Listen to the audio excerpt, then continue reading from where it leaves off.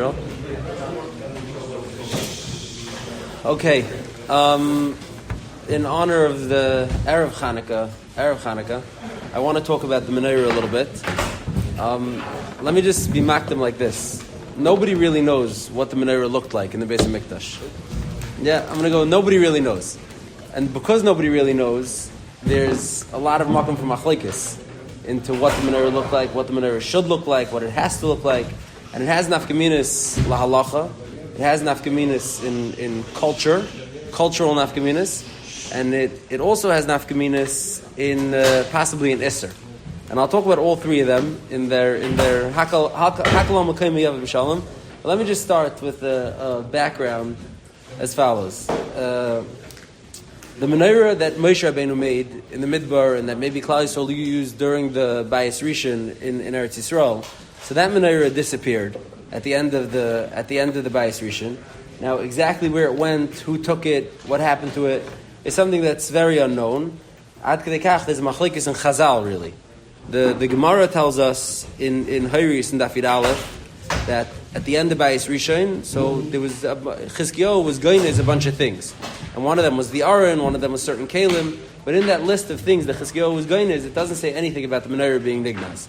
But in Avos Reb Nassim and the Medrash Rabbah, there's alternate lists of what was Nignaz at the end of the Bayis Rishon, and on that list in the Medrash Rabbah in Bamidbar has a very interesting list. I'll read you a little bit of it.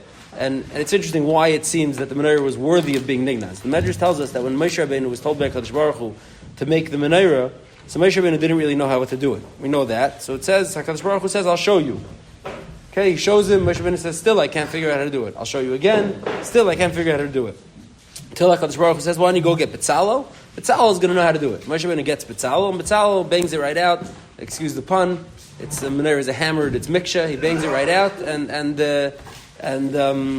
he goes weiter. So Moshe Rabbeinu turns around to Betzalel and he says, Betzel El? Like, are you sitting in HaKadosh Baruch Hu's, chambers that you know how to do this?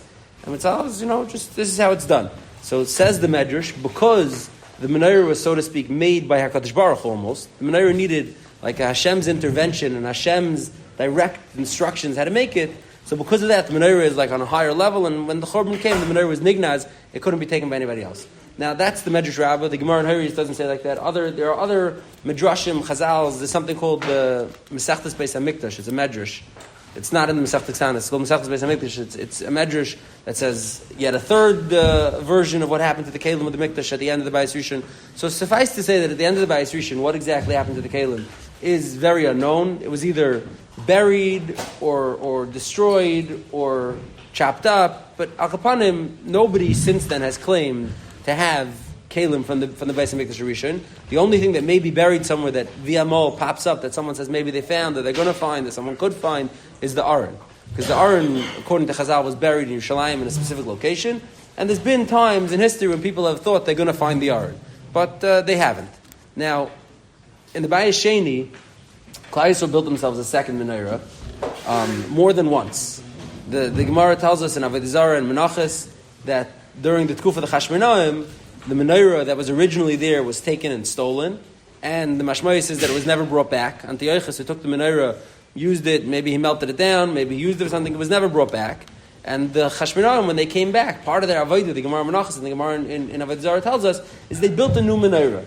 And the Gemara says first when they were very poor in the beginning, at the end of a war, they made it out of wood, Chazar v'Ashir, they made it out of a ferris, Chazar v'Ashir, they made it out of copper, Chazar v'Ashir, they made it back out of gold again. Meaning, so like it was a process, and the Menorah looked many different ways over the time, over the Tkuf of the Bayis Sheni, and the Menorah didn't look the same at all the times. There could have been many models of the Menorah that existed, and each one, for its own time and place that it was needed. Now, at the end of the Bayis Sheni, so there the Gemara in Gittin, on Daf Nun Vav, tells us that Titus came, and he took the Pareiches like a shmata, and he dumped all the Kli HaMikdash into the Pareiches, he wrapped it up, put a nice bow on top of it, and took it home with him. That's essentially what the Gemara in Gittin Daf Nun Vav tells us, that at the end of the Bayis Sheni, Titus dumped everything in, wrapped it up, and took it like a traveler to go.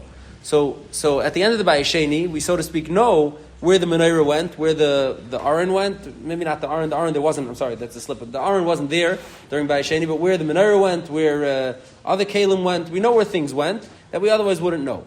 Now, so they went to Rome, to Titus, and we know the Arch of Titus, of course, which is the triumph arch of Titus to celebrate his battles.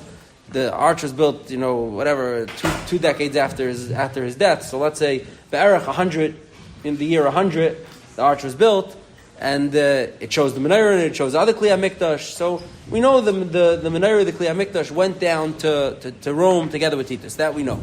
Now, what happened once they got to Rome, to Titus? Where'd they go from there? So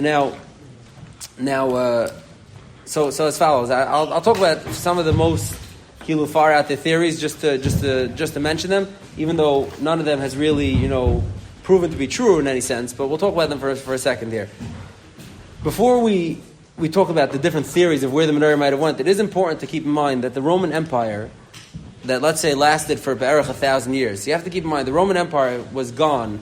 The Roman Empire in Rome was gone by the year, call it 500, okay? That's 400 something years after the Churban. The Roman Empire in that part of the world disappeared. Now the Roman Empire didn't go away politely. It wasn't like, okay, it's time someone else to have a turn. The Roman Empire is done. The Roman Empire was involved in wars and wars and wars and wars, and the city of Rome, the kingdom of Rome, was sacked between 4 and 7 times, depending on what you count as a sack. But any basic sack includes soldiers from another army come in, they take control of your city, they go either door to door or institution to institution and clear out anything of value that you would have. And being as such, a menorah or a shulchan or gvias or anything of gold or silver would be a valuable item that was being looked for. And in every account of the sacks of Rome, you'll read of the sackers coming and going house to house, building to building, looking for anything of value to take it with them. So it is ma'od mistaver that whatever was in Rome, from our treasures, from the Beis HaMikdash's treasures, could no longer be there. Short of them being miraculously hidden, at every time that there was a sack, which it doesn't say anywhere that the Kli HaMikdash are forever preserved, meaning it doesn't say in a Chazal somewhere that the Kli HaMikdash are preserved forever, they're hidden somewhere. So short of that, it would be very, very hard for anything to survive Rome's tumultuous history in the last few hundred years of its empire. Meaning Rome was sacked by the Gauls, by the Visigoths, by the Germans, by all different tribes, by the Vandals. It's many, many times that Rome was sacked, and it's very, very unlikely that anything. So there is one Gemara that says that Ani Hayisi. There's one that says about a tzitz, and one that says about the proiches. 2 times, but those are Gemaras that are much more proximity-wise. They're much closer to the Churban. You're talking about the Churban happens in the year 70, and that Gemara is being written in 160. It's 90 years later. You're not talking. That's Rome b'takva. Rome before it was sacked certainly stored their treasures, no question. Certainly stored their treasures. And Reb Shimon says, when I was in Rome, I saw this. Reb Shimon Taka saw it. Hagam, it's interesting to note that when Reb Shimon says that, the Gemara still doesn't paskin like him. Reb Shimon, the machlekes, let's say, with Zrika, that Reb Shimon's trying to bring a raya from in the Gemara in Yuma, when he says, Ani Reisi at the Parechas, and I saw the Zrika patterns, Chazal still say, it could be it's spilled by accident. Meaning, so still they don't take his archaeological evidence, which is interesting. People use that as a raya. We'll circle back to that. His archaeological evidence is not taken to be with the highest chaymer. So now, al kapanim, it's likely that the menorah, the shulchan, the gviyim, the tzitz, all these at tzitzim there would be a lot of tzitzim because every kohen gadol, the tzitz had to fit his head properly. Tzitz was to size. So meaning in the Bayis Sheni, we know there were hundreds of Kehanim Gedolim. The likelihood is that there were hundreds of tzitzim. So tzitzim, that should be a very common item that was brought back to Rome. But b'chol it's unlikely that any of these kelim stayed in exactly, whatever museum, warehouse that they were placed in over there. But over the years, there's definitely been many, many stories like this. And I want to go to the last one first. In the 1850s, 60s, there was a fascinating Rebbe who lived in Europe. Everyone knows of him. His name was Rav Alter Chanech Leiner. I don't know if everybody knows his name, but everybody knows of him. He was called the Balach Tcheles, is how we, how a lot of us would know of him. The Balach Tcheles. He was very busy promoting, bringing back Tcheles. Others called him the Baal Sidrei Taira because he wrote his own Gemara, kind of, on Mishnayos Tyrus. He took, Mishnayos Tyrus and wrote a Gemara on the side. It looks like a Gemara, and he got into trouble for that. It was controversial, like how you taught him to write a Gemara when it's not a Gemara. Fine. Others, I think, in the small world of the Radzina Chasidus, however many Chasidim that is, He's referred to as the Baal Orchos Chaim. That was his Chassidish sefer that he wrote. He's known by many different names. He died at 51 years old. He was young. He was a genius. He was autodidact. He taught himself almost anything there was to know. He knew medicine. We have prescriptions in, I believe it's Polish, I think. Prescriptions in Polish, B'ksav Yad, from the Radziner Rebbe. Because he taught himself medicine. He knew how to read and write Latin, which is an insane thing for a Rebbe from Poland who died at 50 years old, who was also a tremendous Talmud Chacham, who wasn't meaning just he was a tremendous Talmud Chacham to know how to read and write Latin. He obviously knew science to a very high level because he was busy with the Tchelis, was a very scientific project. And he was also, strangely enough, a gun owner, which was rare back then, especially for a Jew. The Radziner had himself crafted a cane gun. He was a Rebbe fart. He had a Sylvaner Stecken, but in it there was a gun. And he needed it because he was a traveler. He had to go around from all different places to do his research, to find things.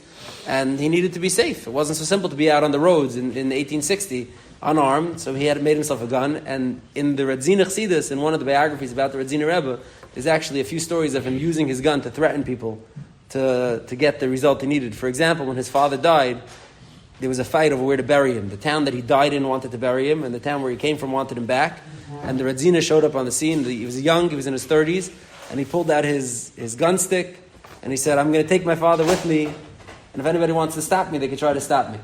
So he was a very interesting character. He had a lot of fights amongst other Chassidish Rebbes, meaning with cuts. Yeah, he had a gun, exactly.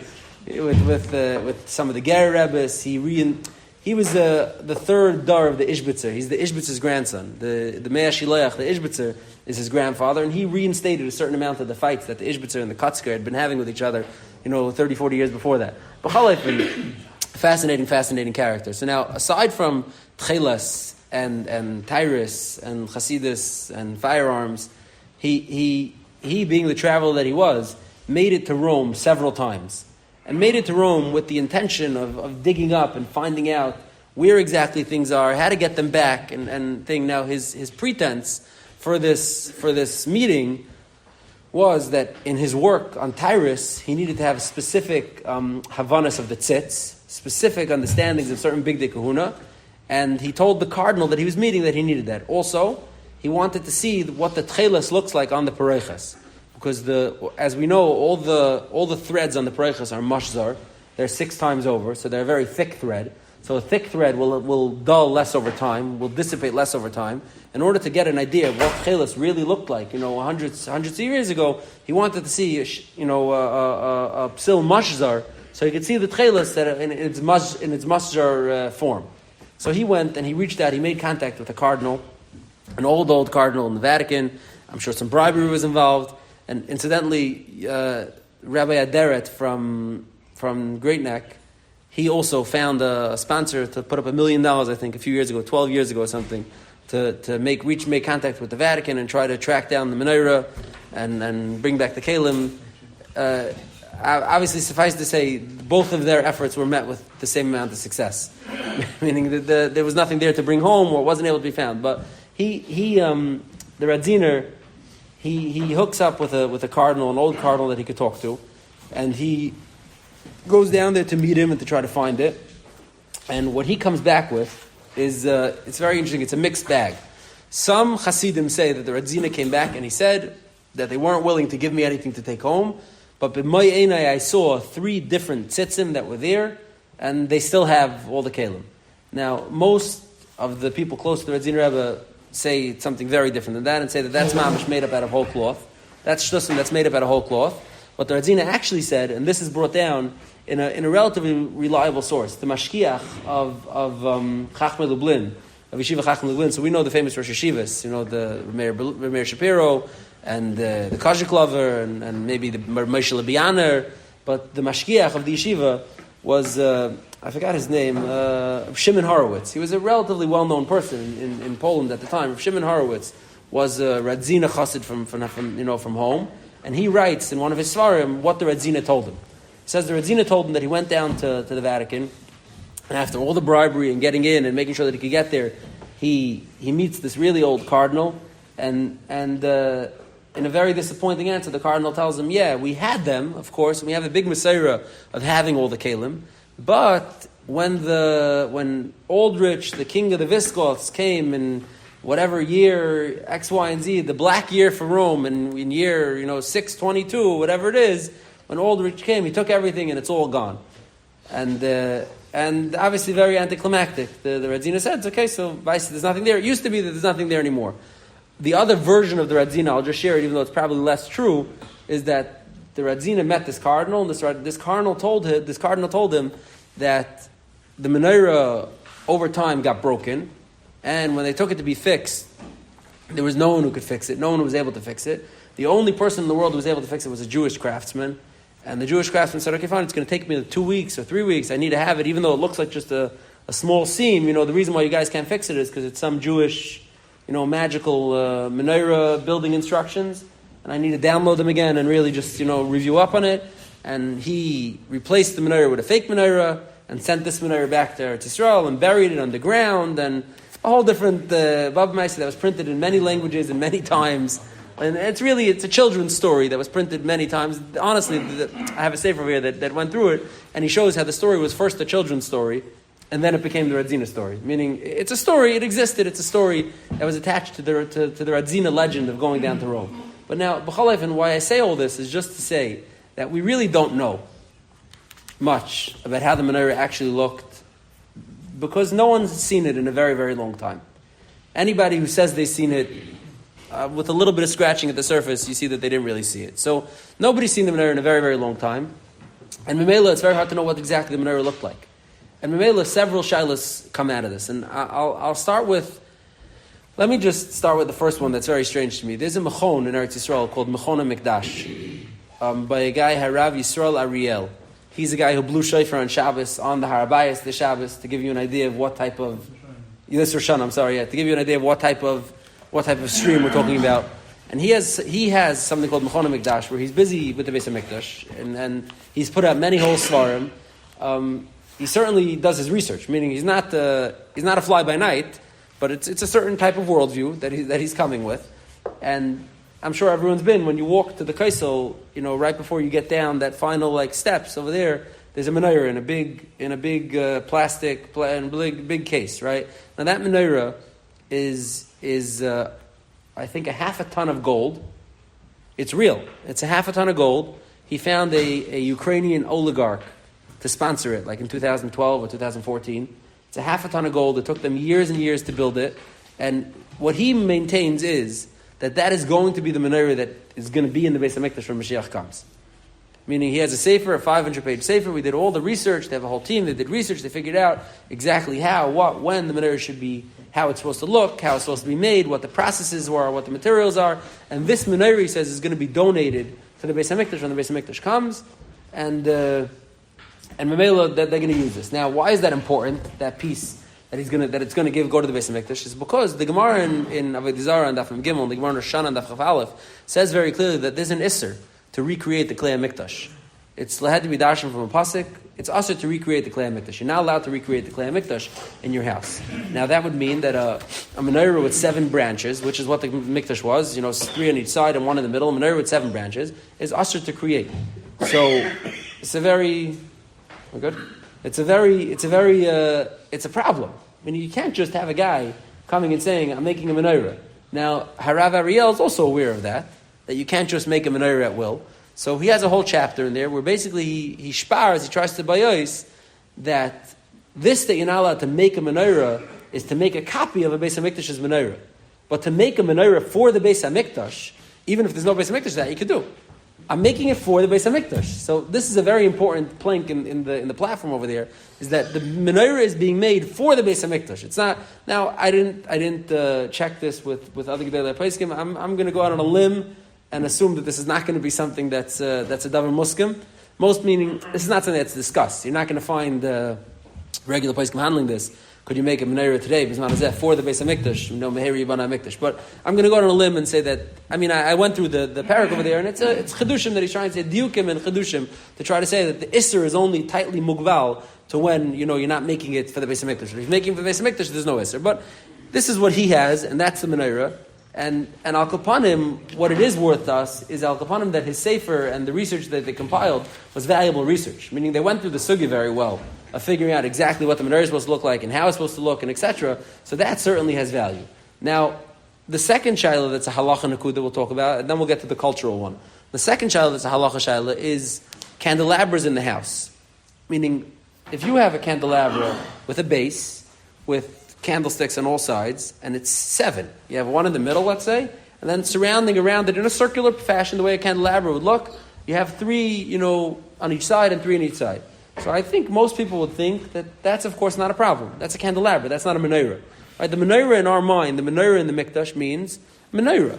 Like the way we see it, with kanim coming up on both sides, maybe little pratim differences, but that's a menorah. A candelabra, with them in a circular fashion, is l'chayr not a menorah. Now, like I was makdim, nobody has seen the menorah in a long time. Nobody could tell you exactly what the menorah looks like. Ad kadei kach, that the Bachar Shar, who's one of the gedolei achronim, a couple hundred years ago, before, probably 400 years ago, 350 years ago, a long time ago, says the Bachar Shar, he says,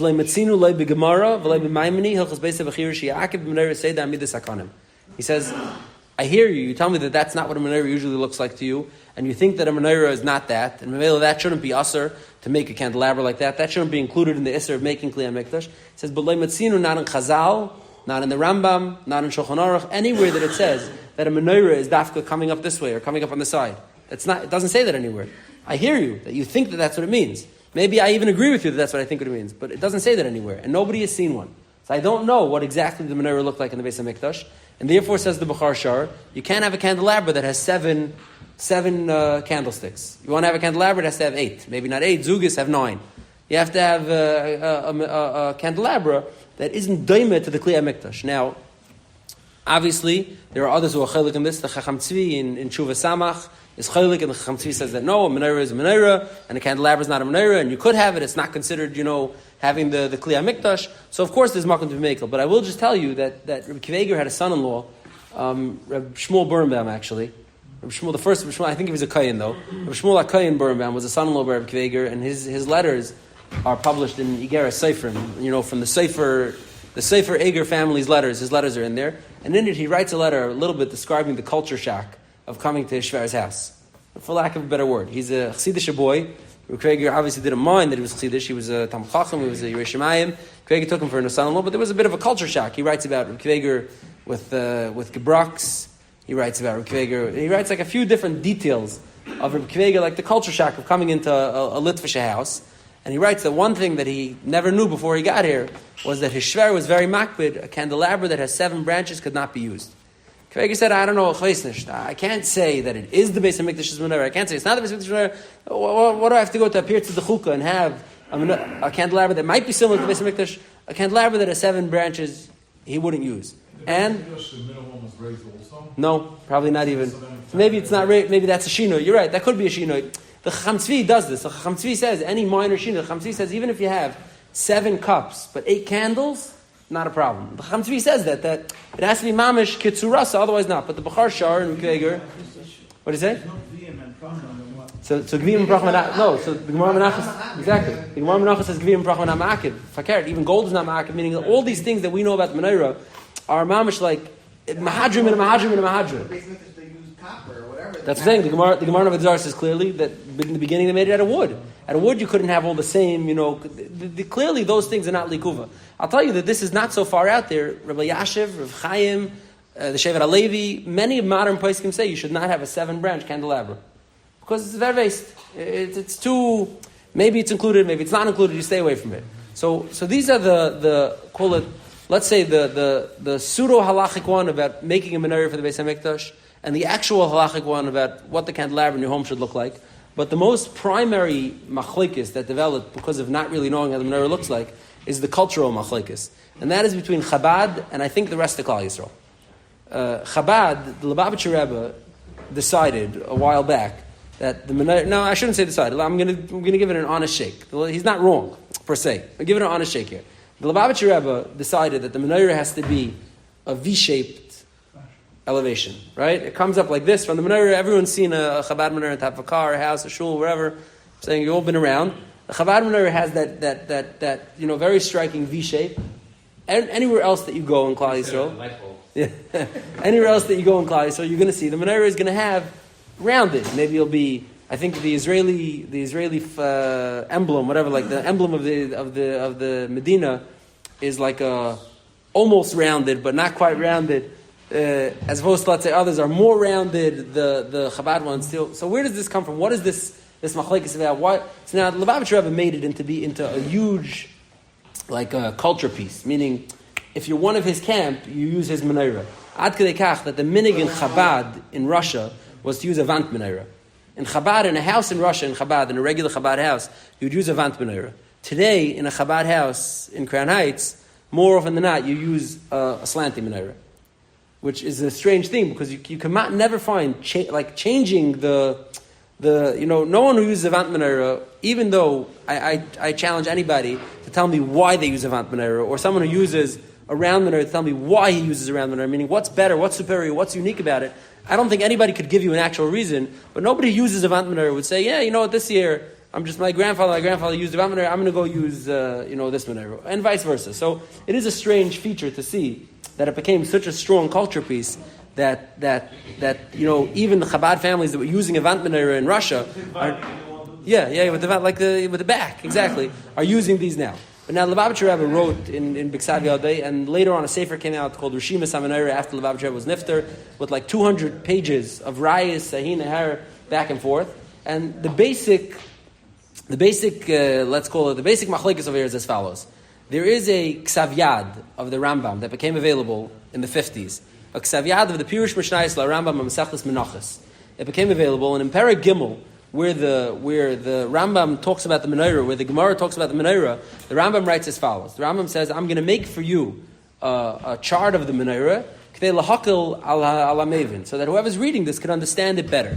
And now, essentially, the point of the chart is really to learn about the gviyim and the kaftarim and the prachim, to learn about the decorations that are on the branches, and most of the picture is taka consumed with the decorations. But the Rambam very clearly draws his menorah ba'alachsay. He draws his menorah in this V-shaped pattern. The three come up in V's, and then the one in the middle. This is how the Rambam draws the picture. Now, lest you think, and 1 second, and this is a Ksav Yad of the Rambam's Pirush Mishnayos from Bechayei of the Rambam. So to speak, you have the Rambam drawing a picture for you, telling you, here's how the menorah looked. The menorah went in this V-shaped pattern. And lest you think that it was just an accident, and the Rambam, and like many say, it's much harder to draw a straight circle than it is to draw a straight line. Meaning if you're drawing a sketch on the back of your Gemara, if you do like this, it's much easier than doing like this. And since it has no nafkamina lahalacha, and especially since the Rambam was really only trying to talk about the gviyim and the prachim, and you get yourself a much better display space if you could just run it down a straight line. So maybe the Rambam just did like that, meaning many people machanavek, like, yeah, big deal. For practicality sense, that's how it made sense. But Rabbi Avram ben Rambam, in his Pirush and Parshas Truma, when he handles lahadi the shayla of what the menorah looked like, was it rounded or was it straight? And says the Rabbi Avram ben Rambam, it's straight, like my father displayed in his Pirush and Mishnayos HaMenachos, and that's it, straight, straight away. Additionally, there's Rashi. Rashi says ba'alachsain, which again, you could make the argument that. And there are rayas like this from Gemaras, let's say from Eruvin and from Sukkah, that alachsain does not always mean like this. Alachsain could a lot of times mean a grade, meaning anything that's a grade. And Rashi could mean ba'alachsain, meaning you don't go coming out this way and then up. Instead, it goes up. It slopes up. But Rashi does say ba'alachsain, and from there the Lubavitcher Rebbe took out that means ba'alachsain, like this, on an angle, on a slant. So the Lubavitcher Rebbe wrote about this, and he pushed this very hard, and it became a very, very successful, thing amongst the Lubavitcher Hasidim to believe this way, that the Rambam is like this. Now, why Hanukkah? Why the Menorah Hanukkah? So the Rebbe said that if we're lighting a menorah already, Mistama, you should do it the way the Menorah makes to make the shlokas. Yeah, exactly. There's no real reason. Now, not only do Paiskim say Fakert, 1 second. So now the problem is as follows. The main problem is, and this is not usually the way. I feel like it's going to take a few extra minutes. I'm sorry, but normally you don't ask a kasha on a Rambam from archaeology, right? In Orthodox circles, you're not going to ask a kasha on a Rambam from archaeology. But Lemaisa, if you look at any tzura of the Menorah, and there's no exceptions. Come on. Any tzura of the menorah, from all the way from the time of the bayis, meaning in shuls that they're finding now, on carved into walls, on frescoes, on whatever, all the way all the way through the Ge'onim, through the Rishonim, anything that you're going to find that was used as a symbol for Klal Yisrael, was rounded. And one second. And not also to copy on a paper, also to make it in physical. And it's more difficult to make a rounded menorah than it is to make straight lines. If you're carving a rock on plaster, it's much easier to make a straight line than to do this. So expediency wouldn't say that you make, a round menorah. That's not. Now again, I will say clearly, this is a very odd way to ask a kasha on something that's a Rambam kilo or something that's a Rashi. Meaning you're asking like, I don't know. So we'll figure out when they come back. They'll tell us why they made it that way. I don't know. And up to and including the Arch of Titus, the menorah that's on the Arch of Titus, which has Gvim and Parachim, although not so accurate. There are many problems with it, but it has rounded arching. Now the Lubavitcher Rebbe himself addressed this, and the Lubavitcher Rebbe said that he says first of all, could be they took a different menorah from the Beis HaMikdash. Maybe it wasn't that menorah. There was a lot of menorahs in the Beis HaMikdash. Maybe the one that's displayed is not that. Second of all, he said the base of the menorah in the Arch of Titus is wrong. The base of the menorah in the Arch of Titus is like a big, chunky base. The base of the menorah was 3 legs. So it's the wrong base. So you see again, it's not the right menorah. And he says in Va'id, maybe they did it like that on purpose, to embarrass Klal Yisrael. Like, you think you have your menorah, I guess we'll do it a little different thing. Now these are all Svaris, Lakan, it's hard to know. Now there's Kemat no other Rishonim who write Lahedya about what the menorah looks like. There's an Evan Ezra that sounds like it was a candelabra, which is, something that the Bechor Shar brings down. There's an Evan Ezra that sounds like it was a candelabra. There's something from Achronim, Emmanuel Chayriki, and other Achronim who bring rayas from the Rambam in Yad HaChazaka that it was rounded, which is just fun, because the Rambam in Kisvei Yadis sounds like it was straight, but the Rambam over there sounds like it was rounded. The main taina keneged this presentation of the Lubavitcher Rebbe actually comes from the Rambam himself, and we'll end off with this, is as follows. If you read the Rambam's word in the Pirush Mishnayos and Menachos, the Rambam says as follows. He says, "V'ani mitzayer achshav hatzura hazois." I'm going to be mitzayer for you now the tzura hazois shehagviyim tzura es davar mishulish v'akafter agula v'apera chatzi agula k'nei sheyeh kal litztayer. So I'm going to make for you all the decorations that go on the menorah so that it should be easy for you to understand. Now this is the punchline, and what you do with these words makes all the difference. Says the Rambam, "She'ena kavana b'tzura hazois lo hidia b'tzuras hagviyel alamitasei." My job over here is not to show you things in their exact, accurate representation. I already explained it to you. My intention with this picture is to tell you the number of the gviyim,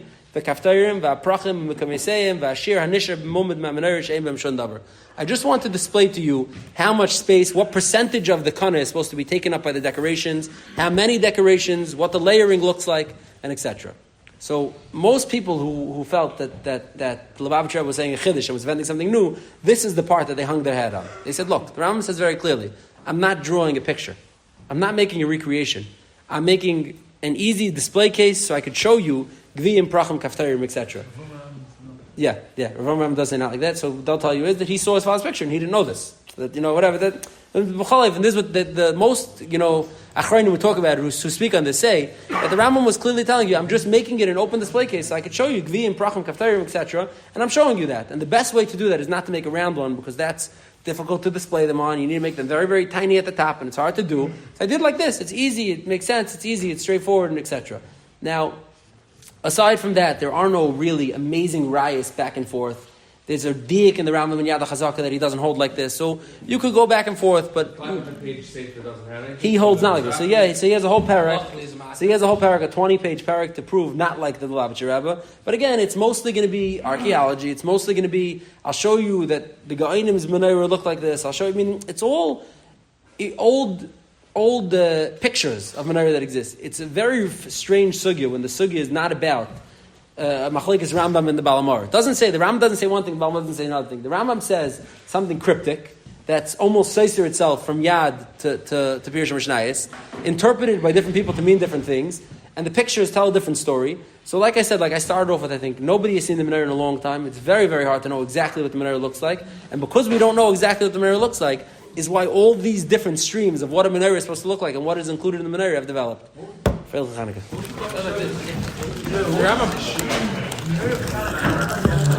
You've just experienced another Torah class brought to you by TorahAnytime.com.